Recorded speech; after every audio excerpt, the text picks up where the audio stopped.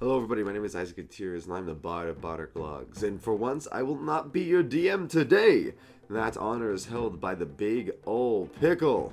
Well, I, Isaac, am the player. I shall be playing Knott. And next to me shall be Gryph playing old Joe. And together we three welcome you to Ascension.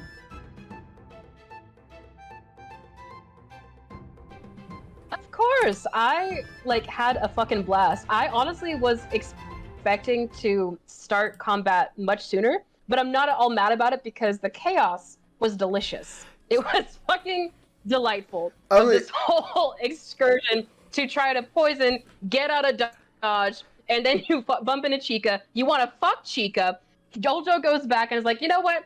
Forget the poison. And he's like doing a whole separate. To be fair, he didn't even just say forget the poison. He said, let me enhance that poison plot. True. Listen. I love the espionage that's going on and shit. I cannot wait to see what you guys do next session. By the way, I hope you know, we're still upping your BBEG. Oh, they're gonna try to attack me and Chica? We're still killing the entire royal court, you cuck. Sweetheart, I'm ready for you. You have no idea what's coming for you, bitch. I bring the thunder and the lightning. I like the, no. That's me looking right at the BBEG as she comes through the portal. I'm like, you cuck, I stand up. We're already killing the royalty. Chica's like, what? Listen, you do not know what's coming, and I couldn't be more thrilled. Maybe if fucking Gryph, and I'm not saying this at all for shade, I love that it's perfectly within Old Joe's character, because I think it's hilarious. Maybe if, Old Joe had been a bit more like, oh, what was that about? That's kind of weird. You would have a different sense of what's going on, but you have no idea, and I couldn't be more thrilled. We stuck to our career. I would argue that Old Joe should get a point of inspiration for basically wingmanning his homie not here.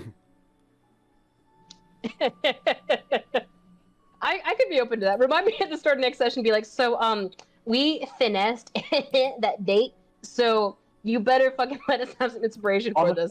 Honestly, I think with everything that Old Joe did in the session with enhancing the plot, espionage, ensuring that he looks good by casting purified food and drink, but still killing everybody he wants to kill. Okay.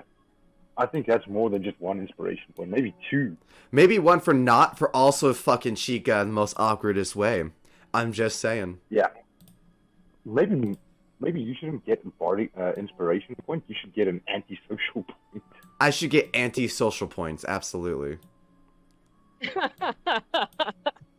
I am gonna need to make that a mechanic, because you guys are both antisocial as hell, and it's wonderful chaos for the plots that go on. And it's also exceptionally funny because it's like, when you guys are social, it's in the most chaotic way possible. Like, just leaving fucking Prince Lunac in a room with a zombie and 2 puppets by himself. Hey, or fucking they were dancing. And being like, oh, to distract her, we need to fuck her. To be fair, I'm just saying... make sure she doesn't get poisoned. Yeah, I was gonna say, to be fair, my plot still works. She's not gonna die. That you know of. That I know. Well, I mean, I will make sure Chica gets the fuck out of Dodge for this attack. They're obviously coming for me, not her, right? Right? Oh yeah, and then at the end of the day, you save her from that, and then she goes to the castle and drinks the soup. Oh no, fuck that. She's like, oh, Knott, he's dead. Oh no, drink soup, dies. I come in like Romeo. Yeah, Romeo and Juliet, I was about to say the same. Son of a bitch, Chica. Alright, but I will say real quick, just before we keep going, this is the campfire section, everybody, on stream. This is where we just chit-chat about what's going on. The stream is over. As you can see, we do have the Discord open, so you can see who's chit-chatting, who's here. Gryph, feel free to leave whenever you need to. But yeah, we're just here chit-chatting about the session. Awesome. I am going to head out and catch up again next time. I've got in 30 minutes or something, I've got a Pathfinder session 0 that I need to run, so... Good luck with Pathfinder. Oh, it's a lot of fun. I'll one day when you're not as busy, I'll get you on a Foundry and we can even stream it to Twitch. We can do like a little intro session on Twitch or Pathfinder looks like. Hell yeah. But until then, we'll see you next time on Bardic Logs. Kill the king. He's like, focus on your priorities, man. Forget the fucking attack. We still got the king to deal with. I'm over here like fucking a cat. It's like, oh shit.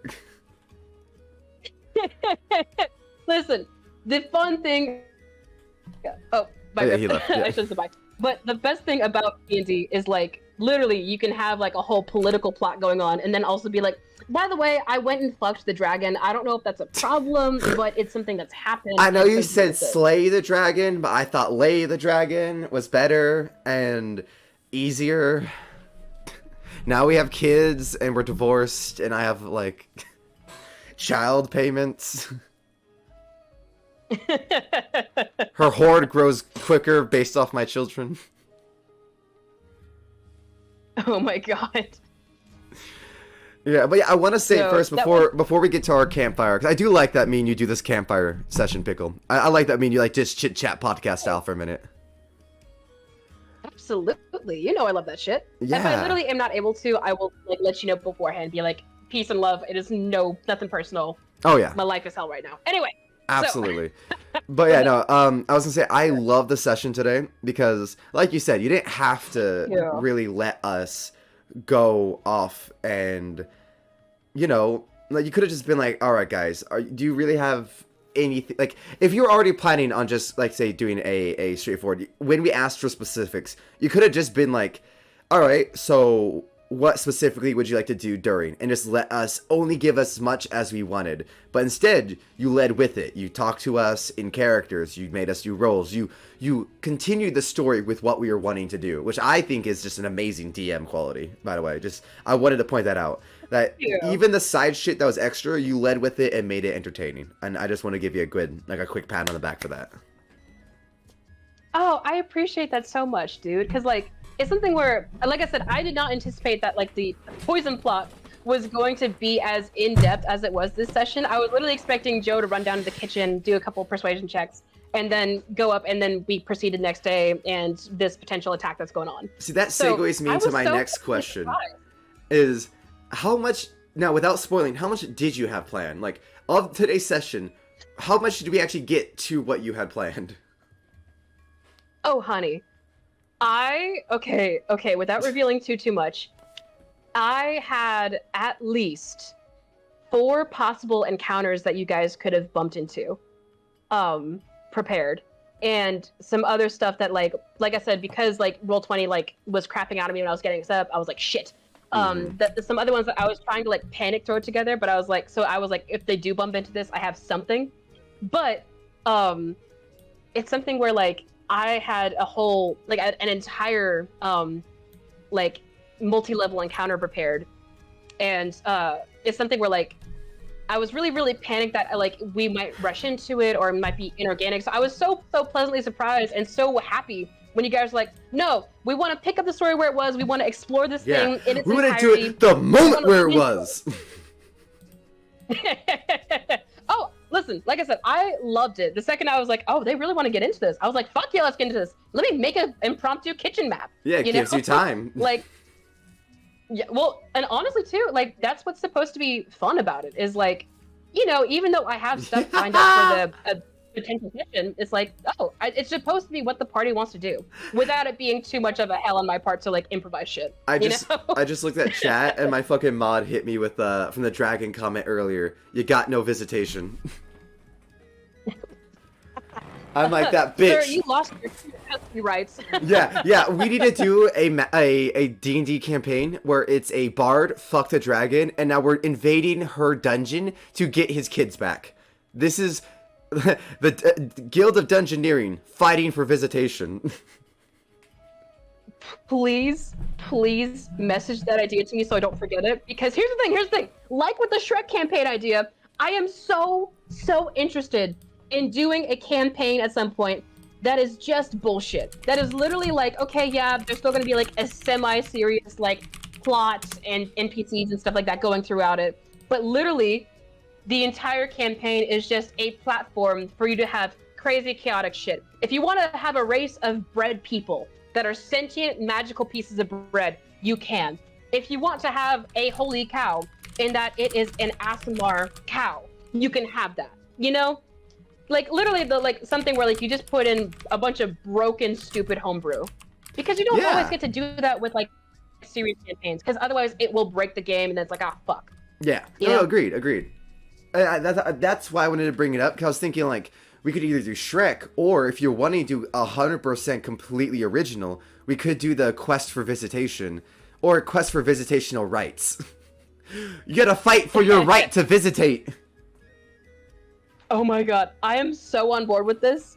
Literally, it's something where like, if you guys wanted to do either, because I'm gonna have to homebrew both, essentially. Like, it's something where, yeah, like, you have the Shrek movies for plot and shit for the Shrek campaign, but literally, that's it. So, it's like, if you guys wanted to do either, I'm totally fine with that. True. I'm curious, like, what would you do? Okay, man, when we talk, we're just like fucking two ADD people. We branch off, go to one, go to another. So, hold on. I'm gonna put a pin in. Like, you're enjoying the campaign. I'm enjoying that you're enjoying the campaign. I'm thrilled, you know? Hell yeah. Yeah. So I'm gonna put a pin into this just so we can finish the previous. So of our so what we did today. So we obviously gave you without meaning to, but thank God we did. We gave you more time to be able to prepare the next part and to continue and the way you would like it to. So thank God the DM and the players lined up perfectly this time. But absolutely. Yeah, right. Thank God. However, I'm curious. So what did you expect? So this, I guess, wouldn't really be really a spoiler, because it's more like what you theorized what would happen.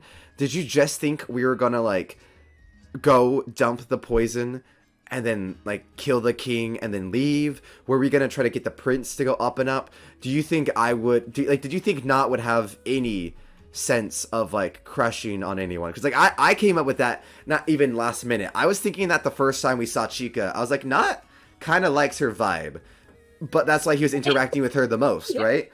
But because that's kind of how antisocial people do. Instead of telling you they like you, they'll just interact with you the most. And so I was like, as an introvert, you pick a person and you just kind of stick to them like glue. Yeah, exactly. You know? Yeah.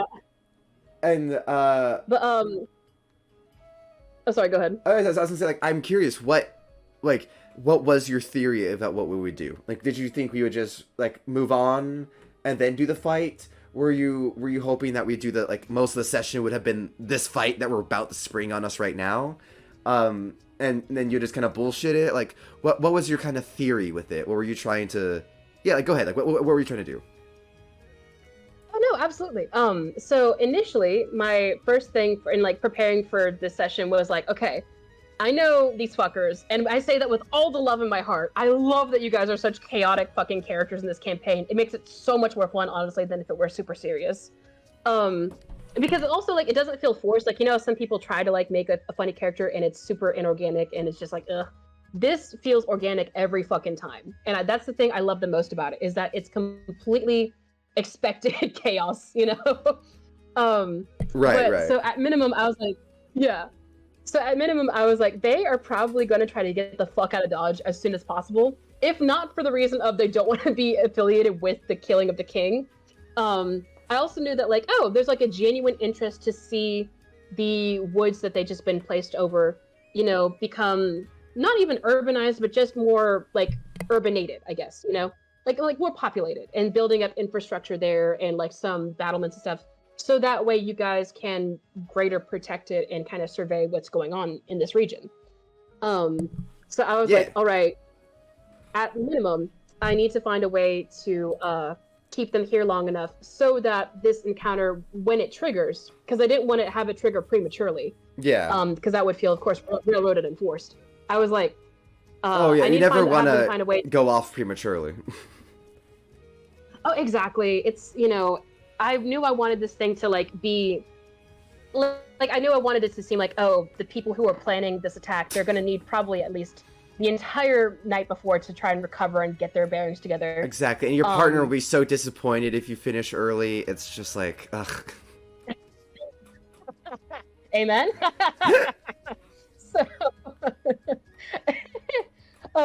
So I was like, oh, well, at the very least, if I can keep them there until the morning, you know, and then like organically, of course, without like forcing you guys, and then find a way to like get this encounter at least started and see how they go into it and how far we get into it. Because I was expecting you guys to like kind of get into it a good little ways, at least for this session. Then I'll be able to kind of redirect it as needed for the next session. So it's like a very pleasant surprise that, like I said, you guys went full in on the poison plot, and we're really happy to stay there, because I was expecting you guys to be like, yep, we're doing this thing, bye-bye! But instead, like, even with you guys being antisocial characters, like, you guys were like, no, we're fully invested in what's going on here. Yeah. Well, I mean, there's a certain level of, at least I feel like there's a certain level of, I guess, involvement needed to pull off a poison, like, heist. Like, that's fair. I mean, I don't know. I feel like even if we were antisocial, if we were to just leave, I guess, I don't know. I feel like not to, like, disregard what you're just saying. I think that's a valid point. But I also feel like it would be not irresponsible, because clearly, like, as you saw, we weren't thinking about Chica or the sun, you know, the prince or anything when we fucking poisoned. That was very last minute. You were an afterthought. Yeah, that was a reality check mid-moment. But yeah. which me and Gryph had already talked about. We're like, do they know that? And we're like, no, we're not gonna. Old Joe wouldn't care, and Knott isn't aware enough. So we were like, even if we thought about it, we need to play the characters like that. And so when it came down to that, it was so, I don't know. I feel like if we would have just left, it would have been leaving such potential behind. Because even if you weren't social, there's still stuff we could do, like run around the hallway and try to poison, come up with excuses, because because antisocial means we can still interact with people. It just means we're not liking it, you know. So like, I don't have to be like completely away from like anyone ever. I can go around the castle and interact with people, but just kind of be an ass about it, you know. So especially with the poison plot, if like there's so many things that could go wrong with it. Like, you literally brought up the guy would have drank the soup. And tell me right now, if you would have not had us come in and that guy drank the soup, that they wouldn't have been sus of the dude dying. I mean, he would have died on the spot from wyvern poison. That does 7d6 damage. That's a normal human chef. That man would have been dead on the spot. So like, I feel like I guess it makes sense. It would have been, I don't want to say force, because it wouldn't have been that forced for us to just leave. But it would have felt like I left something behind unplanned or unfinished if I didn't go and at least watch the plot happen. Because, especially at Knott, if I want that to happen, like, it would feel unfulfilling to my character not to follow through with it, you know? Like, if I want to kill these people, let me go kill these motherfuckers. For sure. And it's like, too, it's something where, as the player, you know, like, you never know what variables might get in the way of it that, like, the DM knows of, but you don't. Like, with me, I, like, was like, oh, well, I mentioned whenever they went in that this guy who was making the soup, he usually likes to taste a lot. So, like, exactly. Would he be up all night, you know, and have the opportunity to taste it again after the poison? Would he die and, like, raise an alarm of, like, oh, there's some shit going on? And so it's like, as the player, you do kind of have to, like you said, stick around just to be sure that this is working as you intended. Exactly. Because I, as a DM, know all the pieces, but you don't, you know? Exactly. And I don't know if I worded it really that well, but, like, if I would have just left, I would have felt like Knott wouldn't have completed what he wanted to do. Knott wouldn't have completed what he wanted to do, and Knott also would have been just like, I don't know, it would have felt like the quest was unfinished. Because like you said, I don't know if you have someone that's going to die and then ruin my plot, and then we come back and they're not dead, and we're like, what the fuck? And then you have to explain it in a weird way as just like confusion. It's better if I just, you know, both in character and out of character, go through with it. Because in character, I'm not unfulfilled. I actually get to complete my action. Unless it's part of my character to be a coward and do it and then run away. That would make sense. But that's not Knott. Right. Knott's not a coward. And so I would have felt, and I know probably old Joe would have felt very unfulfilled character-wise if we didn't do that. Because it's not really in their character to just leave. Does that make sense? Oh, absolutely. And you brought up an interesting point, too, of like, you know, being an antisocial character does not mean that you, like, run away from social encounters every time as soon as possible. It just means that you just don't enjoy it, or you might not like pick up on certain social cues, or you're like anxious. a more extroverted character. Yeah, and like social anxiety. Right, Exactly. And like with that, like we could, like I feel like we did a great job with Chica, because if I'm being honest, so if I can like open the mind of Knott a little bit for you, absolutely, please do. When oh my god, looking at Chica, my how I rationalized it in my mind was, I was like, okay, look, Knott doesn't want Chica to die. Chica is like one of the better people. Unlike old Joe, Knott isn't like fuck all of humanity. He likes old Joe, even though old Joe is like fuck all humanity, because he's not humanity. Neither of us really are humanity, but Knott isn't necessarily against. He's more just saddened by humanity, afraid of humanity. But Chica made him feel safe from the beginning. She's always been very kind and very safe. So I feel like that was more of a last minute moral thing, as much as it was him crushing on her. It was a moral, like, oh fuck, do I really want her to die? And then that last moment of like, in my mind, it was like, what two things connect for let me save her, also I low-key crush her, let me go flirt with her, get her out of here so she doesn't poison herself. To me, that was like, I guess the easiest and the most rational not thought of like, how do I accomplish both of these without seeming suspicious? Right, that makes sense. And like, as the DM, like, you know, because like I said, like I know all these characters. I know, of course, you guys as characters, and roughly what to expect of each of them. I've got to say, I did not expect, you know, it makes sense in hindsight, but at the time I didn't expect like for Knott and Chica to have such a moment of bonding where like Knott is used to being like someone who scares people because he's so different, and Chica because she's somebody who fully embraces the kind of occult, you know, or the weird, the strange, yeah, exactly, yeah, the unsavory, if you want to call it that, like sides of the magic and stuff like that, like the like exactly. And she's somebody who's always been that way, and as also like a tabaxi, you know, from the north, she's like, yeah, there's, as we've seen with like the Elven genocide, there's a bit of racism here, as much as yeah. It's something where it's like, it's very dependent on where you go and who you talk to, but there's still an undercurrent of like, oh, people here are very superstitious and they can lash out, especially even be racist because of that superstition. Like with her being like, oh, nobody really practices necromancy like they used to anymore because of this general fear of like more occult magic, or even like the religious belief. I'm sure there's plenty of that, or like Paylor's like, you can't do that bullshit. Oh, you know it. You know, Paylor is like it. Ugh to any undead gods. Oh, absolutely. You know, and so it's like, it's something where in the moment when I was like, you know, oh, you know, he's trying to flirt with Chica, and that's funny as a DM, but also I got to make sure I'm like playing it according to Chica's character.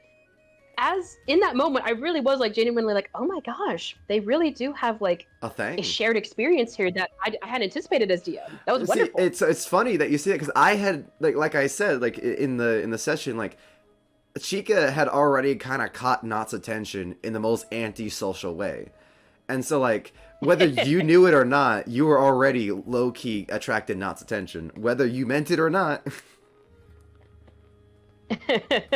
No pun intended.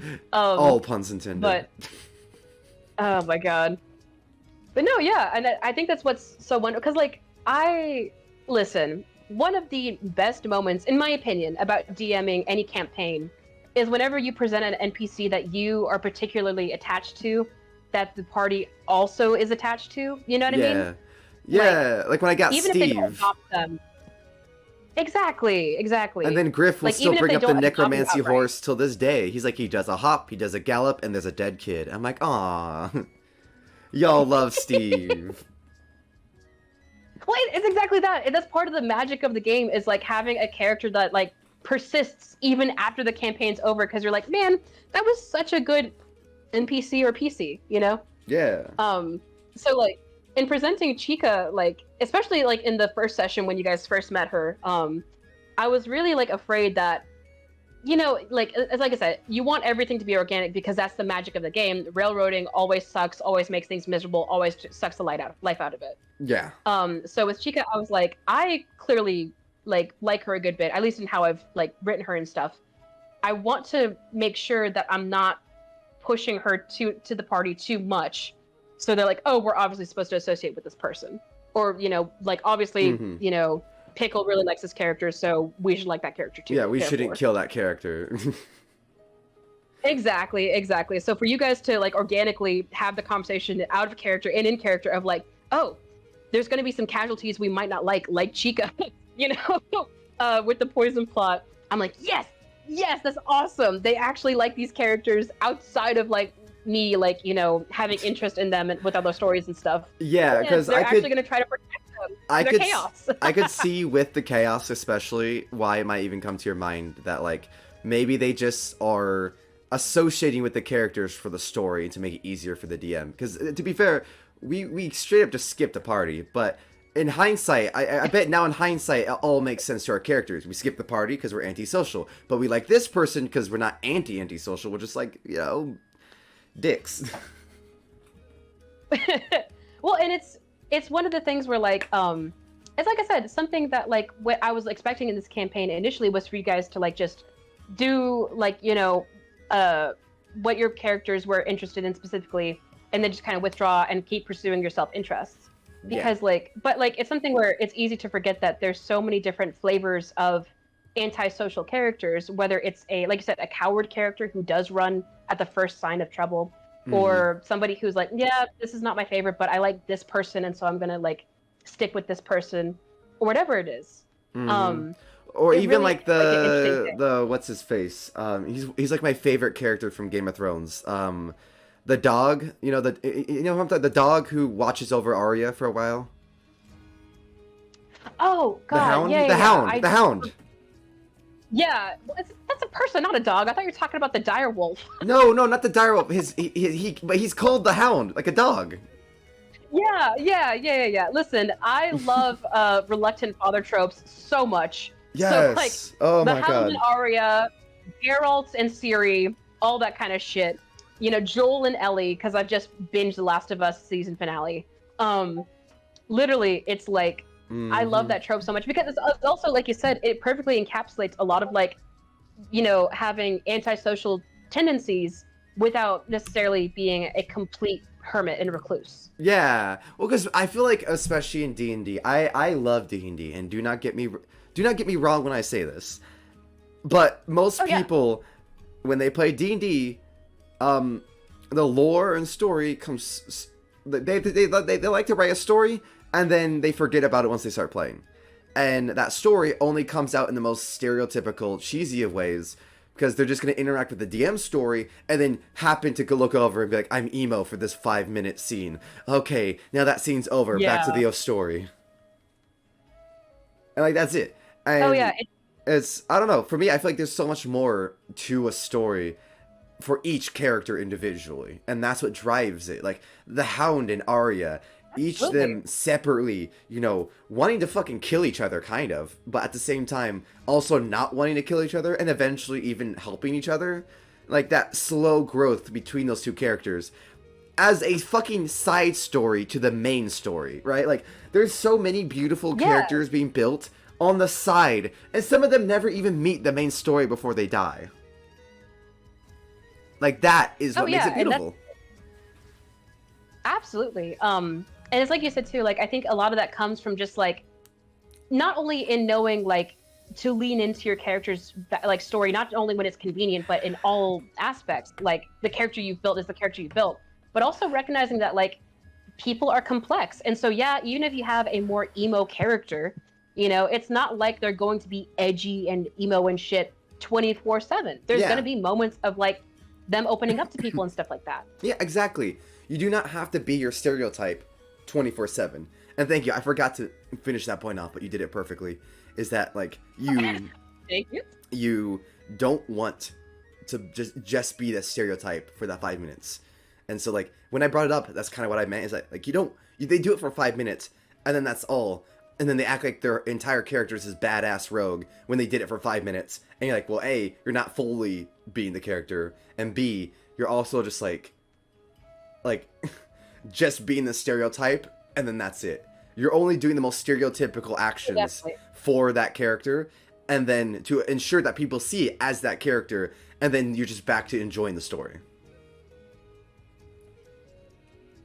Oh yeah, and like especially too, something I am like, I haven't experienced this often, very fortunately, because I have also only been playing D&D for not even a year. But like, fortunately, I've only encountered 1 or 2 people who try to do like Mary Sue characters. You know what I mean? Where you have to be the protag.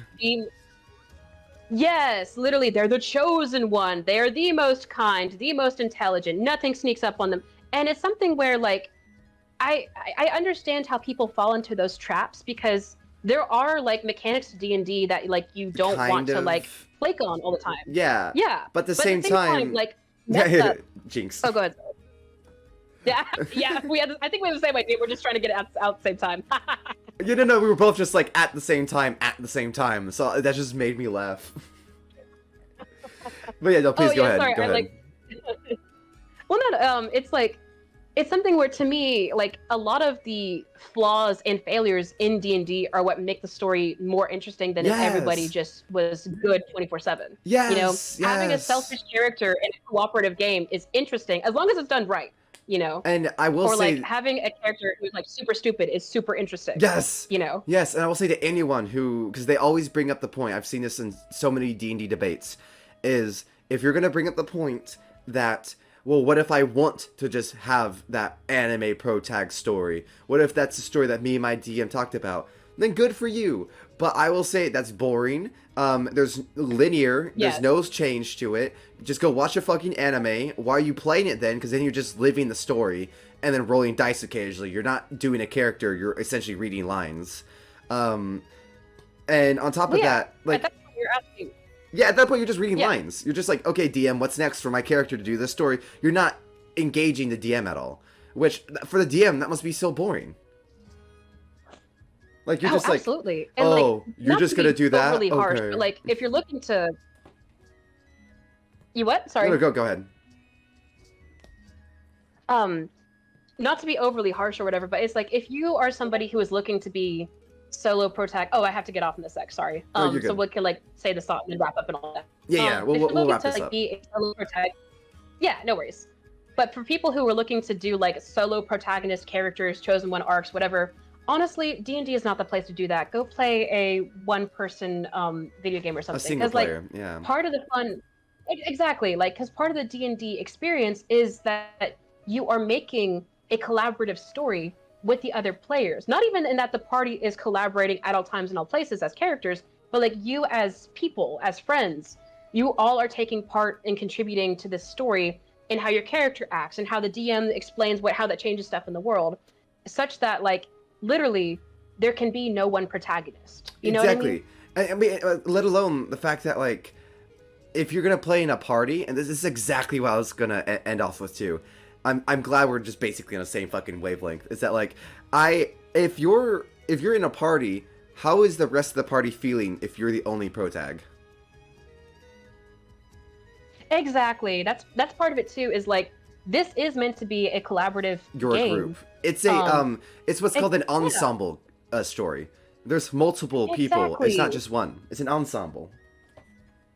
Well, yeah, and like to use your like Game of Thrones analogy again, imagine if like literally the Game of Thrones story only fucking focused and explored Tyrion or Cersei or any one of them. Like the story becomes less interesting and like forces out all these other really interesting dynamic characters. Just focusing on story wise, not even like you doing that to your friends kind of makes you a dick in my opinion. But like you know, it's something where it overshadows and overcasts all these other interesting things you can explore and makes the story that is really three-dimensional, one-dimensional. Yeah, exactly. It hyper focuses, it brings one perspective in, and also it just kind of isolates a huge audience if you're wanting to do it for a performative aspect too, because not everyone's going to agree with your protag, and now it's basically just the writer's opinion of what's going to happen, and if you agree with the writer's opinion, you know, like it's like I said, it's linear. So if you want a pro tag, I think we can end it off is if you want a pro tag, go be linear.